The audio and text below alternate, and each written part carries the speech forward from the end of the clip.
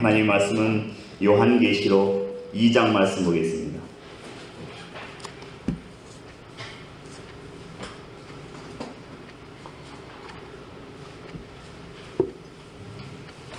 요한계시록 2장 18절로 29절까지 말씀입니다.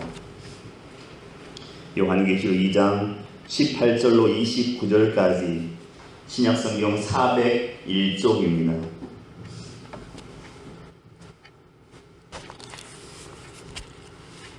18절에서 29절까지 한 절씩 교독합니다. 두아디라 교회의 사자에게 편지하라. 그 눈이 불꽃 같고 그 발이 빛난 주석과 같은 하나님의 아들이 이르시되 내가 내 사업과 사랑과 믿음과 선리가 인내를 하노니 내 가진 영예가 전부보다 많도다. 그러나 내게 책망할 일이 있노라. 자칭 선지자라 하는 여자 이사벨을 내가 용납함이니 그가 내 종들을 가르쳐 꿰어 행음하게 하고 우상의 재물을 먹게 하는도다. 또 내가 그에게 은혜할 기회를 주었으되 자기의 의문을 해오자 하였느니라. 볼지어다 내가 그를 침상에 던질 터이요 또 그와 더불어 간음하는 자들도 만일 그의 행위를 회개하지 아니하면 큰 환난 가운데에 던지고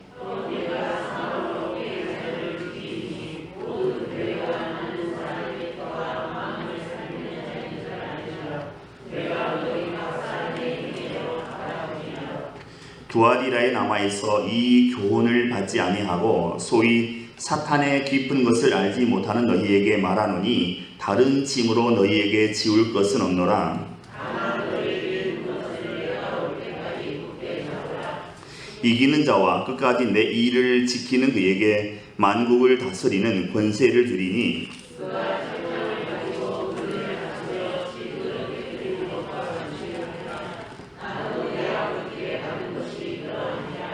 내가 또 그에게 새벽 별을 주리라.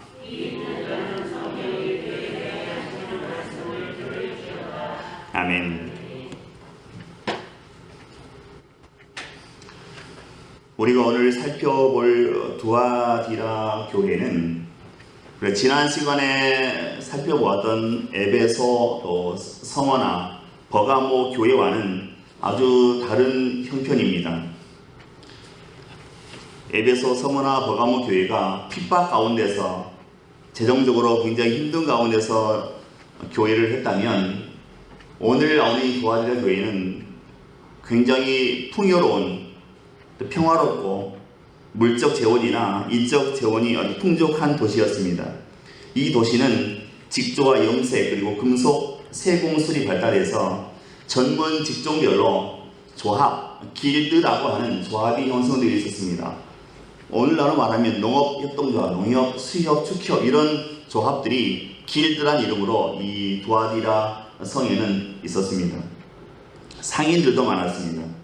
이 두아디라 교회는 이처럼 자유롭고 또 경제적으로 풍족한 도시였기 때문에 복음을 전하는 일도 복음 사업도 그 규모가 굉장히 컸습니다. 사도행전에 나오는 큰 인물 가운데 하나가 바로 루디아라고 하는 여자입니다. 다들 잘 아시는 인물일 것입니다. 이 여자는 사도 바울을 만나서 자기 집에 교회를 설립합니다. 그것이 우리가 아는 대로 빌립보 교회입니다. 빌립보스에 나오는 빌립보 교회입니다.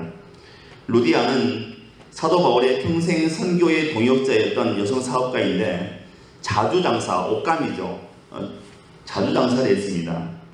바로 루디아가 이 두아디라 지방 출신입니다.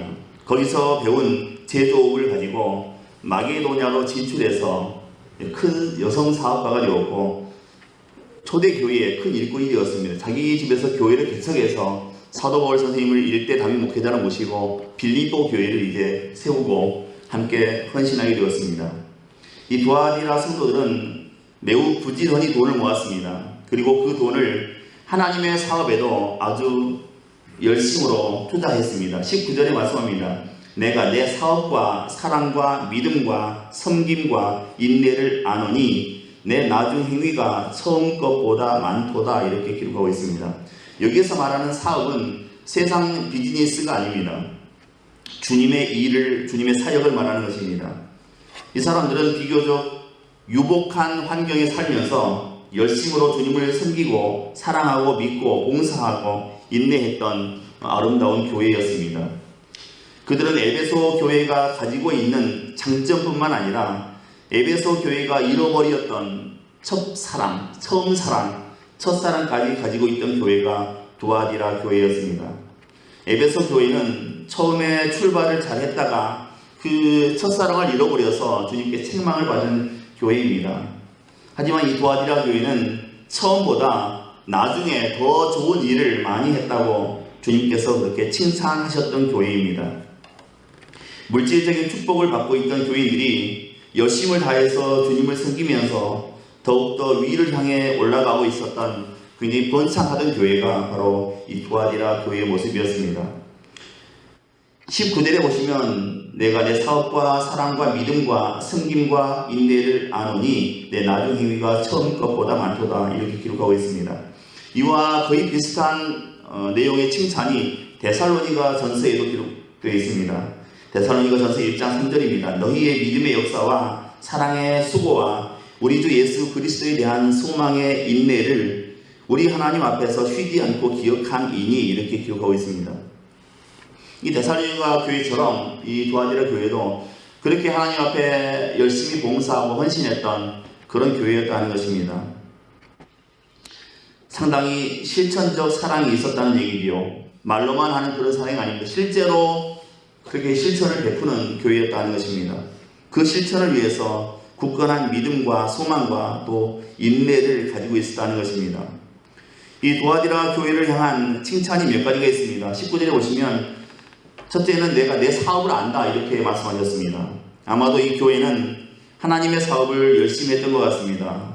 주님의 일이 무엇인가 전도하고 봉사하고 교육하고 그런 많은 일을 했다는 것이지요. 둘째는 사랑도 있었습니다. 성도들끼리 그리고 어쩌면 믿지 않는 사람들에 대해서도 관용하고 사랑하는 그런 교회였다 하는 것입니다. 셋째는 믿음도 있었다. 이들의 상황이 결코 평탄치 않았음에도 불구하고 우상 숭배와 또 미신이 성행하는 그 도시에서 자신의 믿음을 지키는 일이 쉽지 않았을 것입니다. 그럼에도 믿음을 지키고 있다 주님 말씀하십니다. 네 번째는 섬김이 있던 교회였고 다섯째는 인내를 칭찬하셨습니다. 두아디라에 대한 이런 칭찬은 여기서 끝나지 않습니다. 여섯째는 내 나중 행위가 처음 것보다 많도다 이렇게 19절에 말씀하고 있습니다. 이쯤 되면 우리가 생각나는 교회가 있습니다. 에베소 교회입니다. 예수님께서 무섭게 질책하셨던 교회가 에베소 교회입니다. 왜냐하면 다 좋은데 왜 첫사랑을 버렸느냐, 나를 처음에 만나서 그 뜨겁게 사랑하던 그 사랑을 왜 버렸느냐, 이것 때문에 아주 크게 질책을 받은 교회가 에베소 교회입니다. 그런데 이 교회와는 반대로 이 두아디라 교회는 점점 더 좋아지는, 점점 더 주님의 마음에 드는, 점점 더 복음 사역이 확대되는 그런 교회였다는 것입니다. 이 교회에는 예수님의 사랑이 있었습니다. 믿음과 섬김과 인내도 있었습니다. 그들은 믿음으로 섬김과 인내를 만들어내는 그런 수준 높은 신앙인들이었습니다. 그들은 신실한 신앙으로 선한 삶을 열매 맺는 교회 본연의 소명을 잘 감당했던 교회였다고 보여줍니다. 우리가 여기서 기독교 신앙에서 가장 소중히 여기는 가치들이 몇 가지가 있습니다. 기독교 신앙에서 반드시 나타내 보여져야 되는 가치들이 있는데 사업과 사랑과 믿음과 섬김과 인내입니다. 이 다섯 가지를 다 모두 열거해주고 있습니다. 이 교회 성도들에게는 믿음이 있었고 섬김이 있었고 거기다가 그 믿음과 섬김의 과정에서 경험할 수 있는 역경을 참아내는 인내까지 있었다 이렇게 오늘 본문에 기록하고 있습니다. 거기다가 에베소 교회의 성도들이 잃어버렸다고 책망받은 사랑까지 가지고 있던 교회가 두아디라 교회입니다. 그리고 한 걸음 더 나아가서 주님을 위해서 활발한 영적인 사업까지 펼치고 있던 교회가 두아디라 교회였습니다. 소아시아 다른 어떤 7개 교회 가운데도 주님께서 이런 식으로 칭찬하신 경우는 없습니다. 특별히 그 사업에 대해서 칭찬하신 경우는 없습니다. 우리가 그 사업이 구체적으로 어떤 사업이었는지 모릅니다. 선교 사업이든 또 부대 사업이든 맘만 먹으면 어떤 주님의 사업이든 주저없이 복음 사업을 해나갈 수 있던 그런 역량이 있는 교회였던 것 같습니다. 그런데 이 모든 칭찬받을 만한 장점을 한꺼번에 한 방에 무너뜨릴 수 있는 그런 책망받을 요소 또한 가지고 있던 교회가 두아디라 교회였습니다. 다 잘하는데 딱 하나, 그 딱 하나 때문에 발칵 뒤집힐 수 있는 교회가 이 두아디라 교회였다는 것입니다. 그래서 우리가 1세기 이 두아디라 교회에서 배울 수 있는 건강한 21세기의 교회의 비전을 우리가 발견할 수 있습니다. 21세기 교회 비전은 순결한 교회입니다. 두아디라 교회를 통해서 배울 수 있는 21세기 교회 비전은 순결한 교회입니다. 문제는 어떻게 우리가 다시 순결한 공동체, 또 순결한 성도가 될 수 있을까 하는 것입니다. 성경은 이런 부분에 대해서 말씀할 때 꼭 첫 번째로 말씀하는 게 있습니다. 회개하라 하는 것입니다. 우리가 순결을 위해서, 성결을 위해서 가장 먼저 해야 될 것은 회개하는 것입니다. 먼저 우리를 붙들고 있는 그 이중적인 기준 또 가치들을 포기해야 합니다. 주일과 월요일이 다른 우리의 모습을 회개하라는 얘기입니다. 교회에서 또 가정에서의 서로 다른 그 태도를 회개해야 합니다. 아이들은 다 압니다. 우리 엄마 아빠가 교회에서와 집에서 완전 다르다는 걸 다 알고 있습니다. 이런 걸 우리가 회개해야 된다는 것입니다. 교회에서와 직장에서의 모습이 완전 다르다는 걸 우리 아이들은 알고 있습니다. 그런 걸 회개하라는 겁니다. 자신과 이웃에게 투명해야 합니다. 우리 안에 있는 은폐하고 있는 어둠이 없어야 되는 것이고요. 또 하나님 앞에 우리가 정직해야 되는 것입니다. 회개라고 하는 것은 단순히 죄를 뉘우치는 것만이 아닙니다. 죄를 버리고 또 그 죄에서 떠나는 게 회개라고 하는 것입니다. 또 우리가 순결한 공동체가 되기 위해서는 돈의 유혹을 거절해야 됩니다. 두아디라 교회 성도들은 유통할 수 있는 돈이 많이 있었습니다. 왜냐하면 사업을 했기 때문이죠. 처음에 그들은 돈이 있어야 주님을 섬길 수 있다고 생각했습니다. 그래서 열심히 돈을 벌었습니다. 그러나 그 사람들은 점점 더 돈을 과신하기 시작했습니다. 돈만 믿게 되었습니다. 돈으로 주님도 기쁘시게 할 수 있다고 착각하기 시작했습니다. 마침내 그들은 돈으로 쾌락을 사기 시작했고, 돈으로 성을 사기 시작했고, 돈으로 사랑을 사기 시작했습니다. 세 번째는 주님만으로 만족할 줄 알아야 합니다. 우리가 순결한 성도, 순결한 교회가 되기 위해서는 주님 한 분만으로 만족할 수 있어야 합니다. 성도의 모든 타락은 주님이 아닌 다른 무엇이 우리를 만족하게 할 수 있을 것이라 착각하기 시작할 때부터 일어나는 것입니다. 그러나 우리가 분명히 기억해야 합니다. 주님이 아닌 다른 무엇으로 우리는 결코 만족할 수 없는 인생이다 하는 겁니다. 그래서 오늘 보면 24절에서 주님께서는 두아디라 성도들에게 다른 것으로는 더 이상 짐 지울 것이 없다 이렇게 말씀하십니다. 그리고 이어서 25절에서 주님은 다만 이미 너희에게 주어진 것을 굳게 잡으라 이렇게 말씀하고 계십니다. 다만 너희에게 있는 것을 내가 올 때까지 굳게 잡으라 이렇게 말씀하셨습니다. 이미 성도에게 주신 믿음과 또 예수 그리스도로 만족할 수 있어야 한다는 것입니다. 그렇게 되면 우리는 더 이상 다른 쾌락을 탐하지 않게 된다는 것입니다. 그것이 바로 순결이고 거룩함이다 하는 것입니다. 이렇게 물질의 축복 속에서 주님을 섬기던 두아디라 교회가 서서히 그 생명을 잃어가기 시작했습니다. 그들의 이 같은 신앙의 이면에는 겉과 속이 조금 다른 치명적인 암덩어리 같은 비밀이 숨겨져 있었습니다. 더욱이 이 암덩어리는 너무 커져서 그들 스스로의 힘으로는 이미 감당하기 어려운 지경에 처해져 있었습니다. 두아디라 교회에는 하나님을 섬긴다고 하면서도 아주 교묘하게 하나님의 말씀을 왜곡하고 대적하는 이단들이 몰래 들어왔습니다. 두아디라 성도들은 그들에게 완전히 붙잡혀서 스스로 일어설 능력을 잃어버리고 말았습니다. 그리고 교회는 그 생명력을 잃어가기 시작했습니다. 그래서 예수님은 이것을 바로잡기 위해서 본문의 표현대로 하자면 불꽃 같은 눈으로 또 빛난 주석 같은 발을 가지고 나타나셨다 이렇게 기록하고 있습니다. 그렇다면 오늘 본문에서 그 이단은 누구인가? 20절에 말씀합니다. 그러나 내게 책망할 일이 있노라. 자칭 선지자라 하는 여자 이세벨을 내가 용납함이니 그가 내 종들을 가르쳐 꿰어 행음하게 하고 우상의 재물을 먹게 하는도다. 이렇게 기록하고 있습니다. 주님께서 말씀하시는 그 이단은 자칭 선지자 이사벨입니다. 여기서 자칭 선지자라고 하는 말은 하나님께서 인정하지 않는 거짓 선지자라는 말이죠.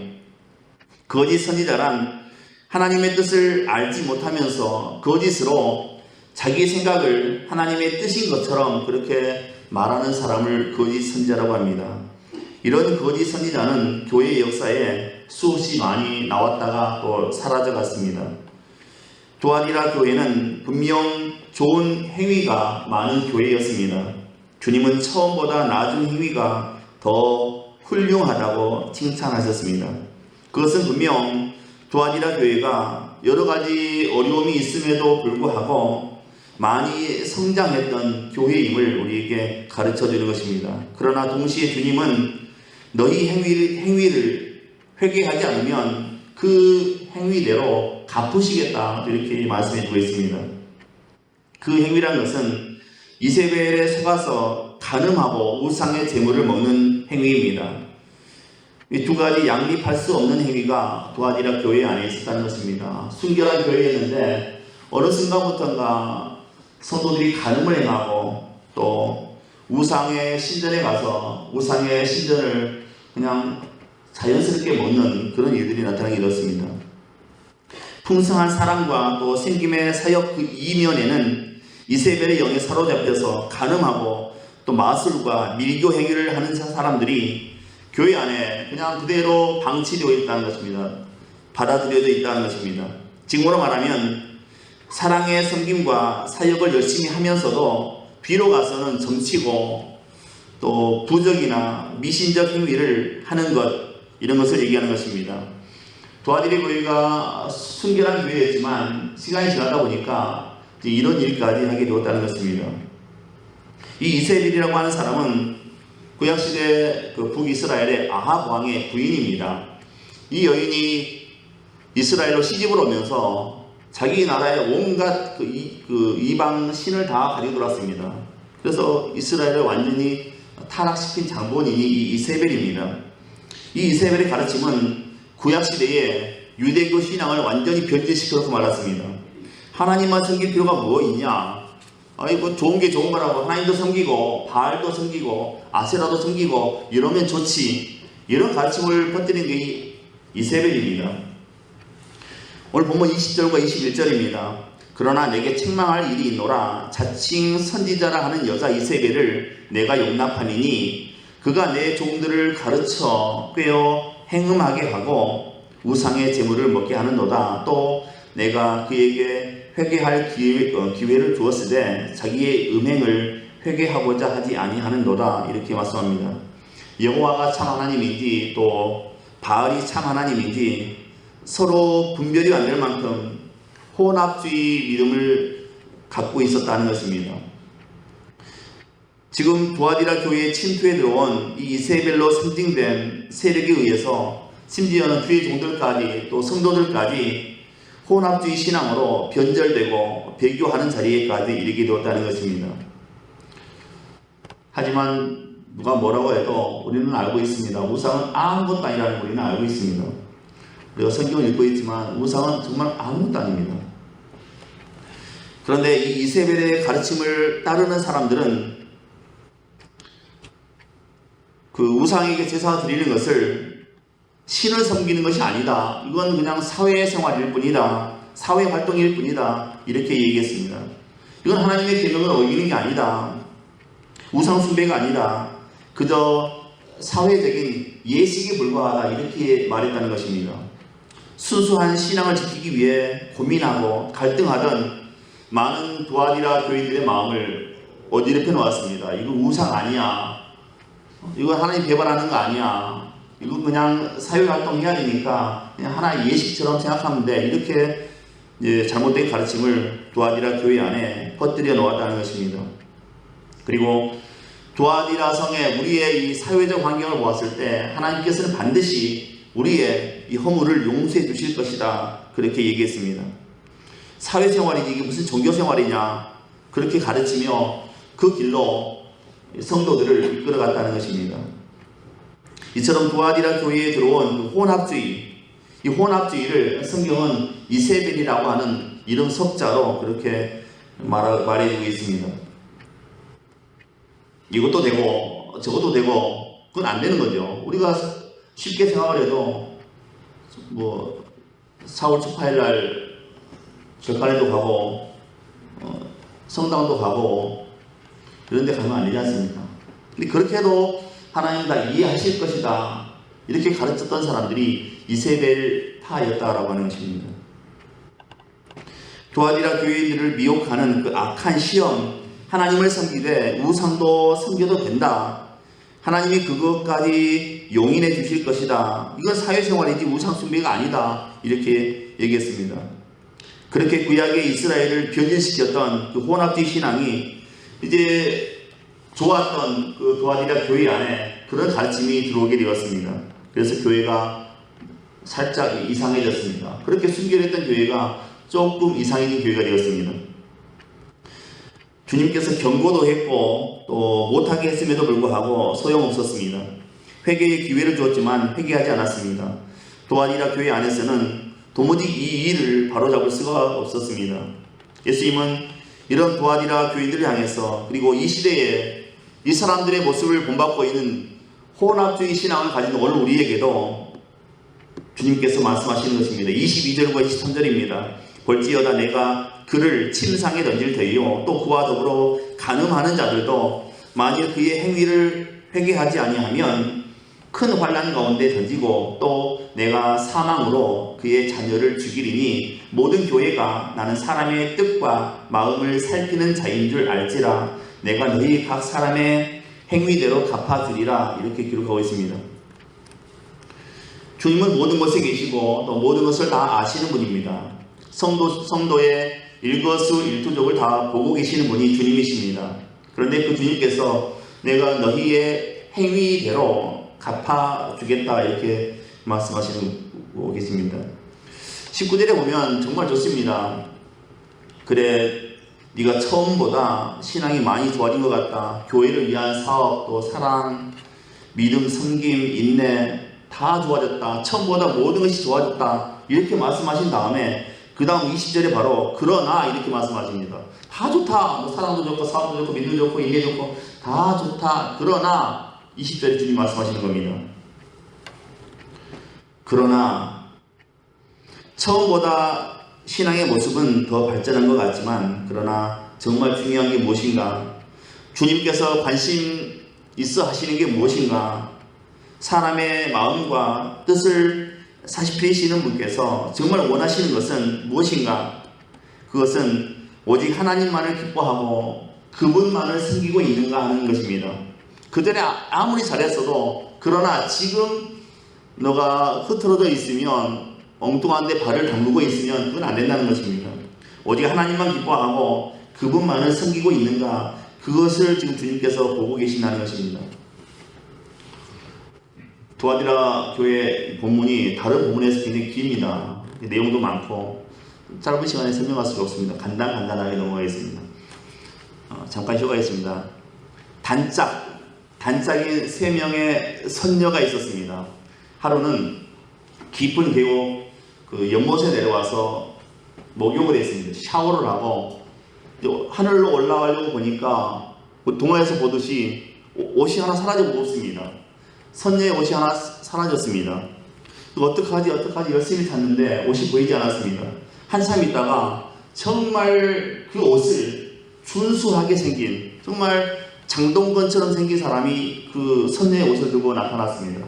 그리고 얘기합니다. 선녀님, 저와 결혼해 주시기 전까지는 이 옷을 드릴 수가 없습니다. 그러니까 선녀가 얘기했습니다. 결혼할게요. 둘이 결혼했습니다.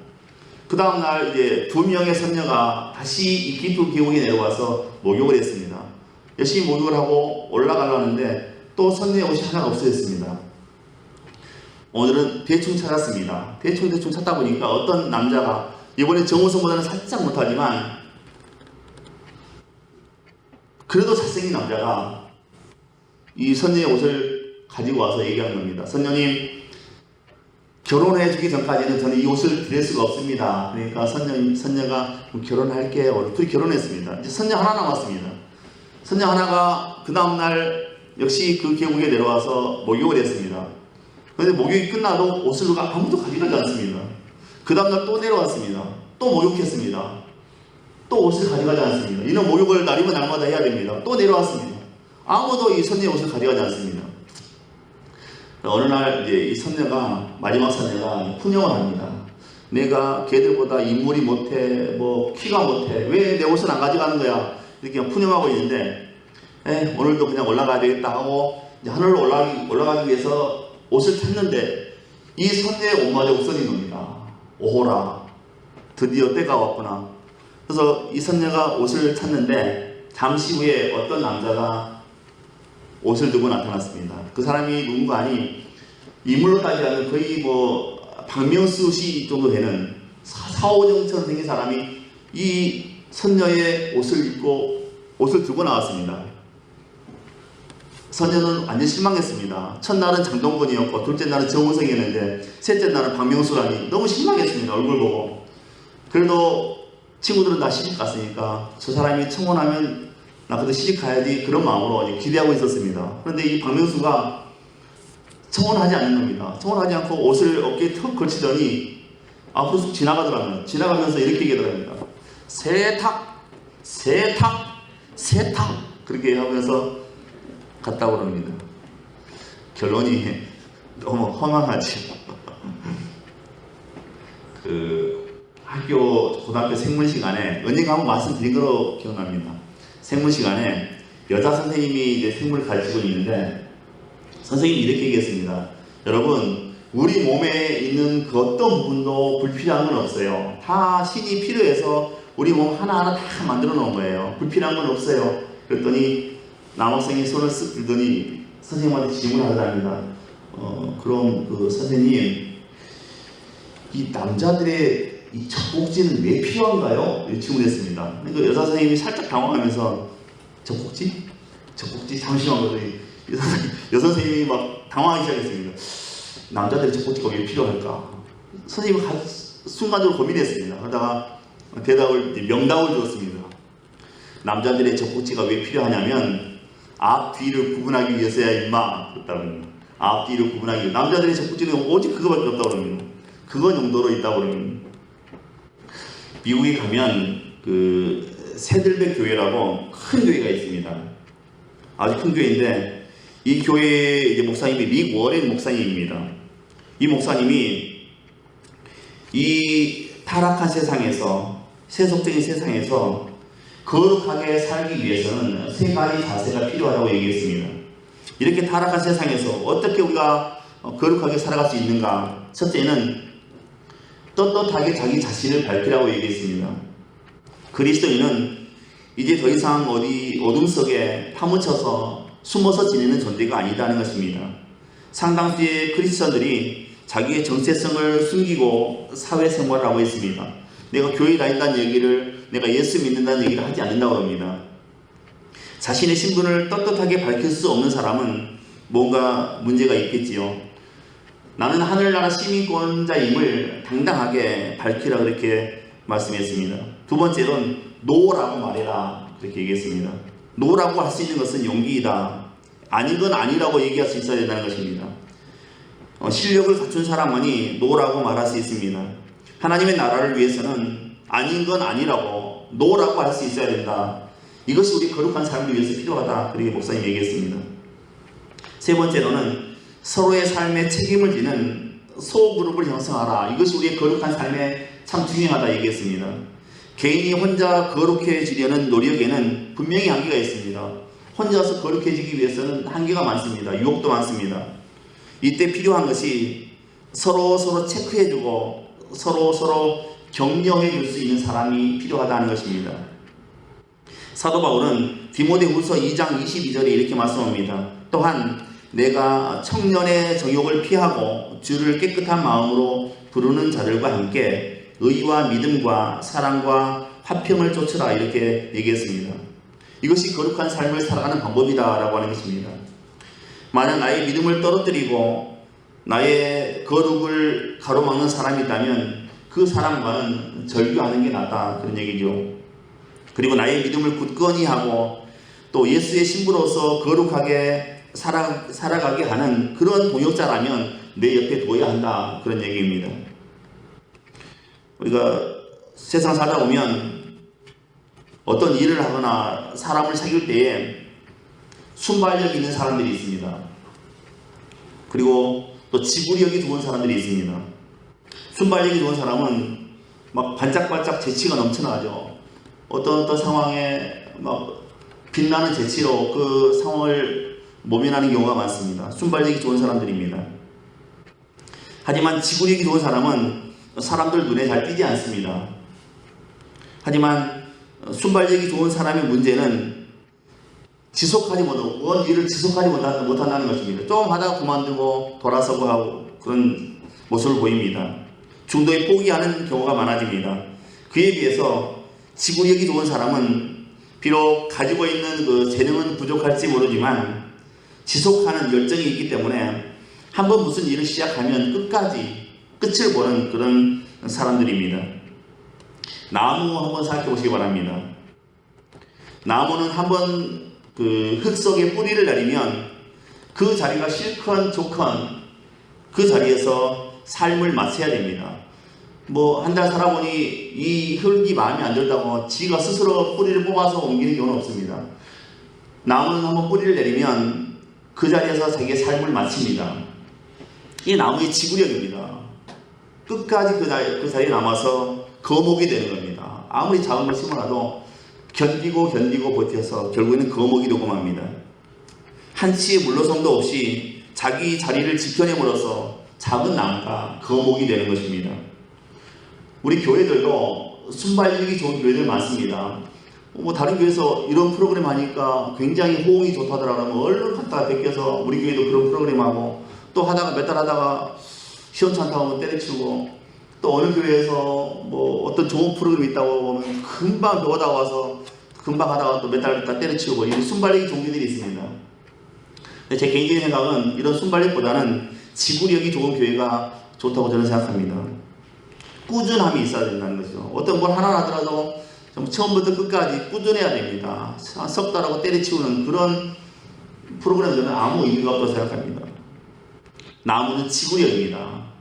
교회도 지구력이라고 생각합니다. 끝까지 믿음으로 버티고 인내하고 기도하면서 나아가는 게 교회라고 생각합니다.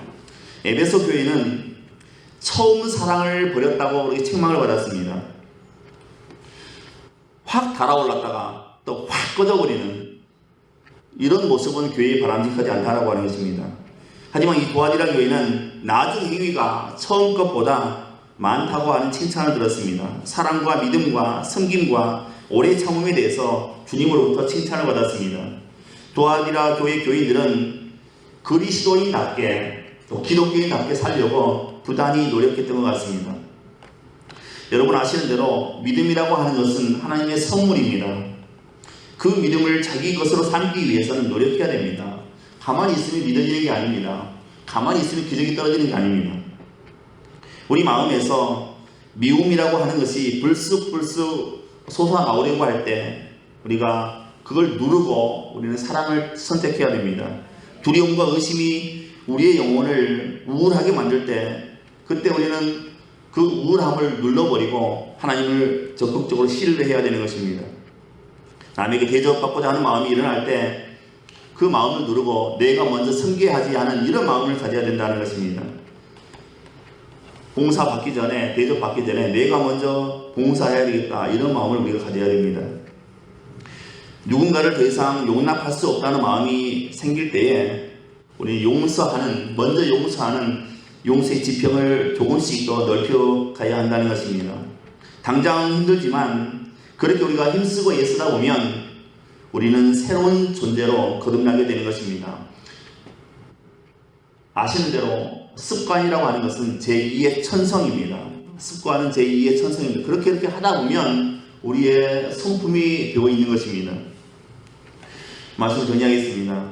주님은 믿음의 선한 싸움에서 끝까지 이기는 사람에게 새별을 주시겠다고 본문에 말씀합니다. 오늘 본문에는 새벽별로 22절에 기록되어 있습니다. 28절에 기록되어 있습니다. 새벽별. 하지만 표준 세번역 또 공동 번역 여러 성경은 새별로 기록하고 있습니다. 새별이 더 정확한 번역이라고 생각합니다. 이기는 사람에게는 새별을 주겠다 그렇게 말씀하시는 것입니다. 새별은 금성입니다. 골드스타 또 모닝스타라고도 합니다. 아침별. 우리가 새벽에 보면 동쪽에서 유난히가 작은데 반짝반짝하는 별이 있습니다. 이게 새별입니다. 금성입니다. 요한계시록 22장 16절에 보면 빛나는 샛별이 나오는데 이 빛나는 샛별은 바로 예수 그리스도이십니다. 진리의 길을 걷는 성도는 가슴속에 샛별 되시는 예수님을 품고 살아가는 사람들입니다. 샛별을 품고 사는 한 어둠은 더 이상 어둠이 아닌 것이지요. 우리는 칠흑 같은 어둠 속을 걸어가도 길을 잃지 않습니다. 진짜 기적은 한 존재가 새롭게 변화되는 것입니다. 우리가 있어 세상 사람들이 변화되고 또 희망을 가질 수 있다면 우리는 이미 기적인 것입니다. 잊지 말아야 되겠습니다. 우리는 가슴에 이 새별, 새벽별, 샛별을 품고 살아가는 사람들입니다. 샛별이신 예수 그리스도를 나타내며 살아가야만 되는 그런 존재들입니다. 오늘 우리의 삶을 통해서 샛별 되시는 예수 그리스도를 우리 모두가 나타내실 수 있기를 주님의 이름으로 축원드립니다. 기도합니다. 은혜로우신 하나님, 이 시간 우리에게 믿음을 더해 주옵소서. 우리의 일생을 살아가면서 주님 믿는 그 믿음 여기에서 떠나지 않게 하시고 우리 삶의 샛별 되시는 새벽별 되시는 그 주님을 늘 바라보고 한치의 흐트러짐도 없이 주님께서 기뻐하시는 그 길을 걸어나갈 수 있도록 도우시고 축복해 주옵소서. 처음보다 나중 행위가 더 많은 그런 우리의 삶이 될 수 있도록 역사하시고 축복해 주옵소서. 그래서 우리의 모든 삶이 풍성한 삶이 될 수 있도록 도우시고 축복하옵소서. 믿고 감사하오며 예수 그리스도의 이름으로 기도하옵나이다. 아멘.